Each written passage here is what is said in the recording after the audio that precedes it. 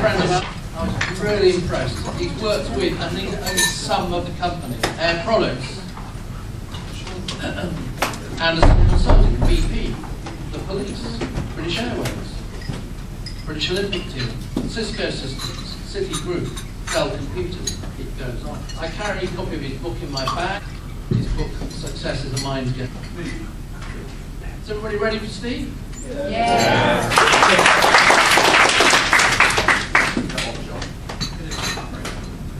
So good morning, everybody. Morning.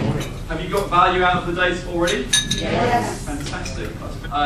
So as John mentioned very kindly, my book is called Success is a Mind Game. As a number of you know, a number of you have read, and a number of you have given testimonials for. So thank you very much. Maybe not all of you also know I do have a CD, surprisingly, by the same name.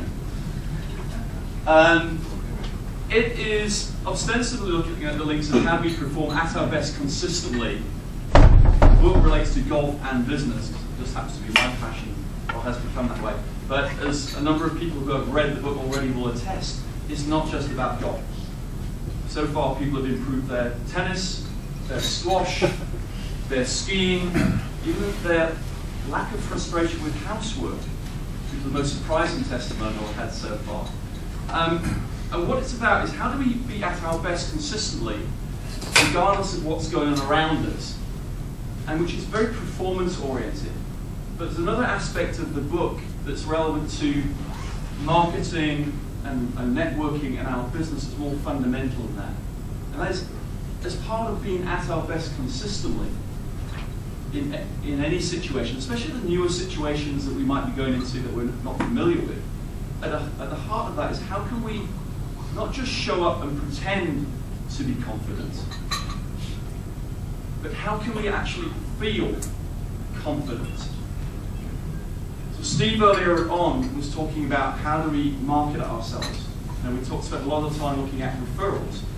A fundamental part of how effective we are and how well we work with business and people. How do we engage with people? So it's great meeting lots of people. We're all doing lots of networking there. But if we don't actually make a good impression, if we don't actually make an effective and quality connection with people when we do talk to them, we're probably not going to have an effective relationship, at least at the start base. So how can we show up in that confident way, but naturally feeling that way, is what I want to start talking about today. So it's a little bit of a different angle on Success is a Mind Game, but it is at the heart of what the book is about and the way I work with people. So we're at our best. Well, let me ask you this. Is there how many of you in this room this morning, and maybe not this morning already, but at some time, you've had a day when you felt absolutely great, the people you met were easy, the results you got were fantastic, and the day just kind of flowed? How many people have had days like that? At least one day in your life. Come on. Sorry. Okay. Is there anyone here that has not had a day like that? So we've all had that day, which is fantastic. So we know the experience. So the good thing about it is we've had it already. All we need to do now is learn, well, how do I do that more consistently? How many of you would also recognize that there are certain days, and hopefully this morning is not one of them, but there are days when you don't feel as confident, you don't feel as good, and it's hard work. How many people have days like that? Is there anyone that doesn't have a day like that? They're always on top of the world?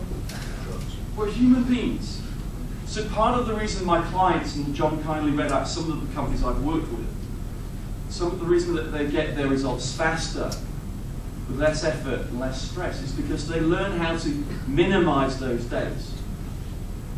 They learn what is it that takes us down that slope, and actually what are the signals to help us understand what's going on. How do I get myself back into that state of being at my best, of being able to connect to people and have a comfortable conversation and be really effective with them, really hear what they're saying, really maybe hear their problems in a way that they're not actually expressing, but we can see under what they're saying, which is the key of how to be successful.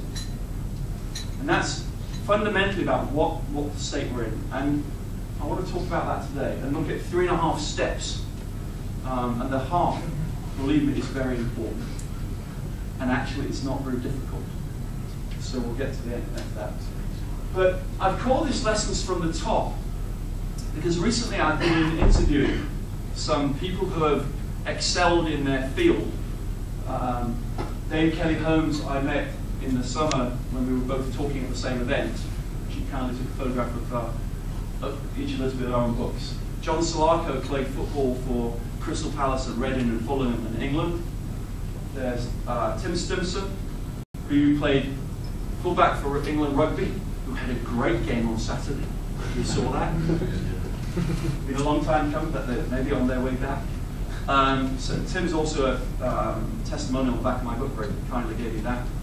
And also more recently, and this is what gave me this title for the talk today, a name you probably don't know. I met her recently at a speaking event, but Cathy O'Dowd, South African lady, very down to earth. Anyone know who Cathy O'Dowd is? So a few people in the room. She was the first lady to climb Mount Everest from both sides.